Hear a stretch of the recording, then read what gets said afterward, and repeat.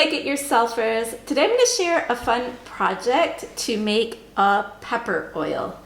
I've been wanting to make this for a while. When I made the massage oil that I wanted to use because my husband was having some muscle pain, when I was doing some research, I found that pepper oil was actually a great oil to incorporate. The capsaicin in the pepper oil actually can help with things like arthritis and other sorts of pain. Pepper oil is actually a great fun project because you can use it in so many ways. A lot of people love to use it in cooking. In fact, we have this bottle of an extra virgin olive oil that was infused with peppers that we got here in Spain. The name of it is Lágrimas de Dragón, which is funny. It's actually dragon tears. And the reason is because it's very, very spicy. My husband and son love this oil.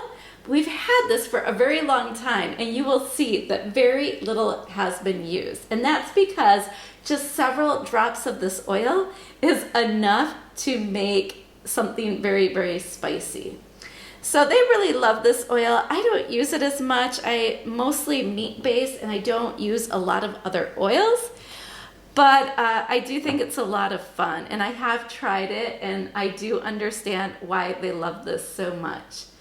Not only does it add a lot of flavor, but it is supposed to have some health benefits, and I can look into those more, and I will post about them in the blog post, and I will link to the studies. I think it is supposed to help balance cholesterol levels and that sort of thing.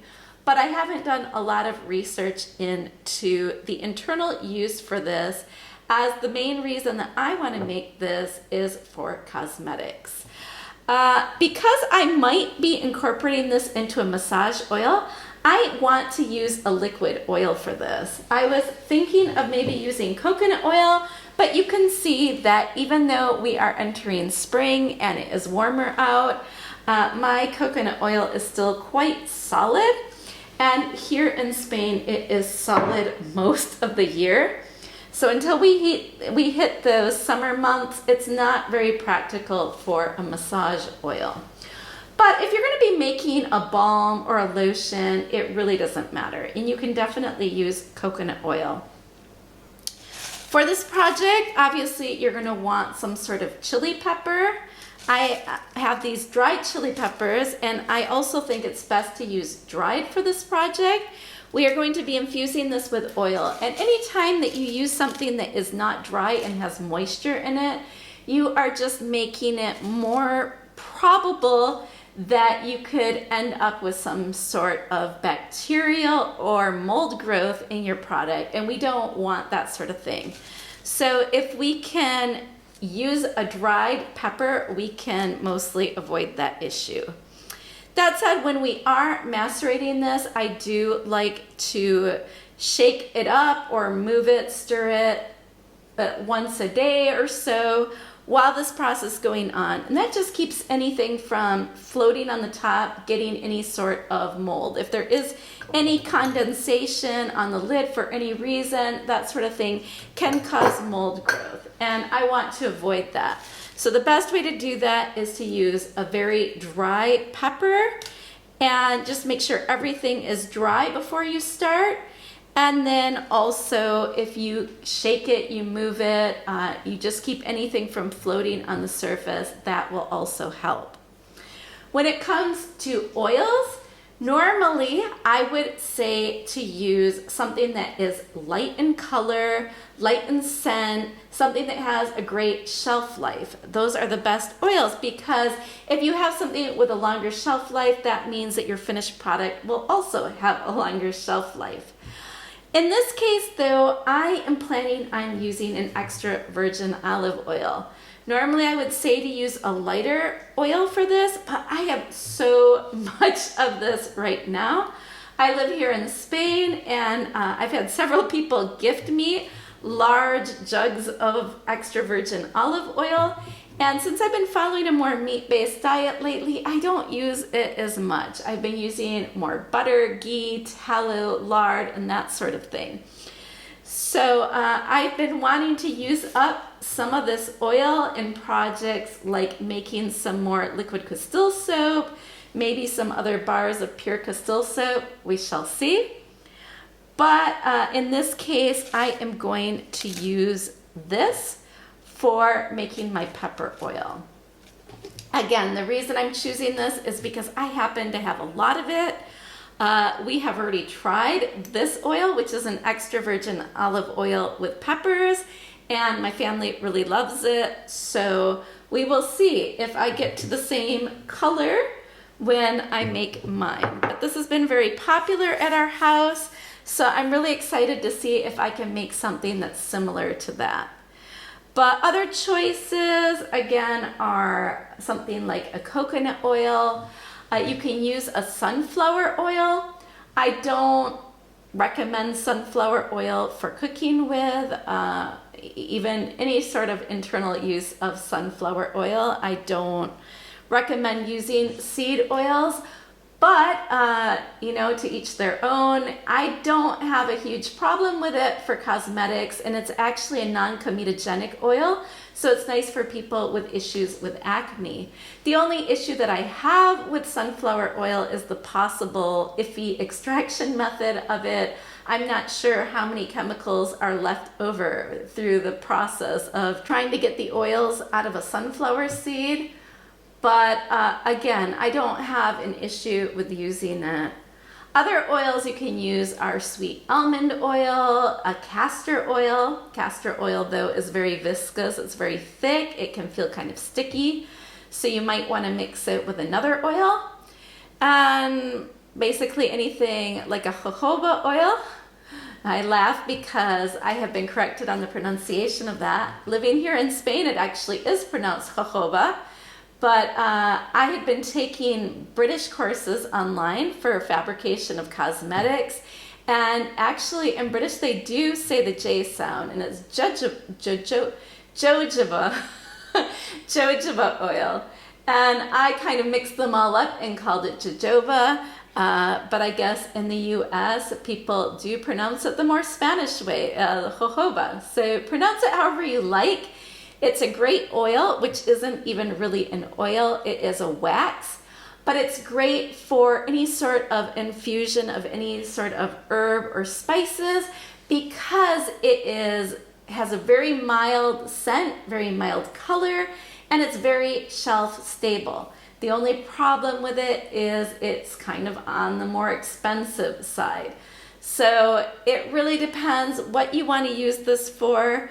And you can use whatever is easily available where you live that isn't too expensive and that will serve for whatever purpose you want to use.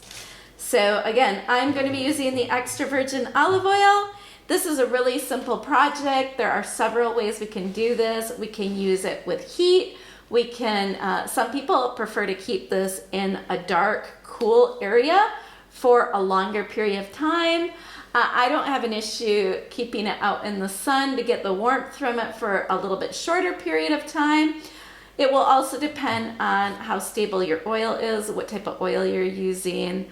You can also use a heat mat or any sort of like a proofer or even a slow cooker, and that will speed up the process. Heat will also help infuse the goodness of your peppers into the oil. And like I said before, if you can shake it or stir it every once in a while, the more often you do it, the better as well. So this project is very simple, it's very easy to do, and let's get started. Ensure that your peppers are fully dried, and then you can grind them up in a food processor and add them to a glass jar. Then take your chosen oil and pour it over the dried chili peppers that have already been ground. Make sure to mix it up thoroughly just so that you get all of the chili peppers fully covered in oil. Let the chili peppers infuse in the oil for several days. Every day you should open the jar and stir the mixture up. You can also speed up the process by leaving the oil out in the sun. I suggest covering it with a black cloth, which will help absorb the heat and keep out the light rays. Once you're happy with the color and flavor of your oil, it's time to strain it. We're going to strain out all the chili peppers. I am using a funnel with a sieve, and then I put a cotton cloth over top of it. Now at first I just pour the oil mixture into the funnel and let it flow naturally and strain through, but you can use a spoon to help press out the oil, and this will help move the process along. Once you've done that, you can lift up the cloth and twist it, and this will help get the rest of the oil out. While this may be obvious to some of you, I have finally gotten in the habit of labeling everything I make. I used to just assume that I would remember what was in each jar or bottle, and it's also a good idea to put the date on it. Nowadays, there are plenty of label makers available that are inexpensive that you can connect to your phone and make a long-lasting label that you will absolutely love. Okay, at this point, I have gotten most of the oil out of this. You could leave this for a while. You can see that I am getting a few drops here and there, but I really gave this a good squeeze to press out as much of the oil as possible. And I will be looking for some new ways to use this. It does have the seeds in it, which are quite spicy. I have several ideas for using this. Of course, I could add some more olive oil and try to get another batch out of this, and I'm pretty sure I would be able to get a still quite spicy oil from this. Another idea I had was to gently heat this and let it somewhat cook and make sort of a fun toasted crushed pepper flake, which would be great for people who eat pizza, that sort of thing. The other idea I had, but this might be too spicy with all of these seeds in it, is to make something like a sweet chili sauce. My son is obsessed with sweet chili sauce as of years ago. He really loves it. I don't love that sort of thing because it has a lot of sugar in it, but I would prefer he have a homemade version versus the ones that you buy in the store that on top of all the sugar have all kinds of other questionable ingredients. Not that sugar isn't questionable enough, but we shall see. There's a lot of things that could be done with this. I don't want to waste this yet. This is very potent still. I used store-bought chili peppers for this. They were called chili de árbol. I had them from long ago and I wasn't using them, and I wanted to find a project for them. But we also have a plant in our garden that has been giving me chili peppers for several years now. I thought it was supposed to be an annual. It probably is, but for some reason it just keeps giving me chili peppers. So if it gives me more this year, I will also be looking for more uses. But as I start using this in recipes, I will try to share them with you and link back to how to make the oil yourself. I have been making recipes with a few more ingredients again lately. I have noticed that I am going through some severe oxalate dumping still 2.5 years into a mostly meat-based diet.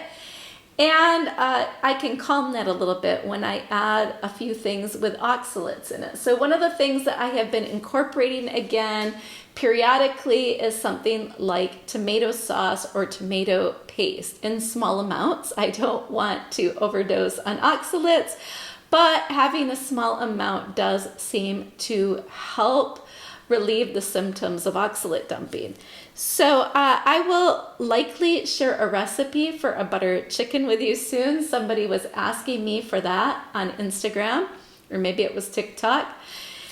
And I will also share other uses for this. If I do use it in any sort of anti-pain balm or lotion or cream or something like that. So if you liked this, I would love for you to give it a like and to subscribe, and then you can check in on the ways that I use this homemade chili pepper oil. I really hope you enjoyed it, and until next time.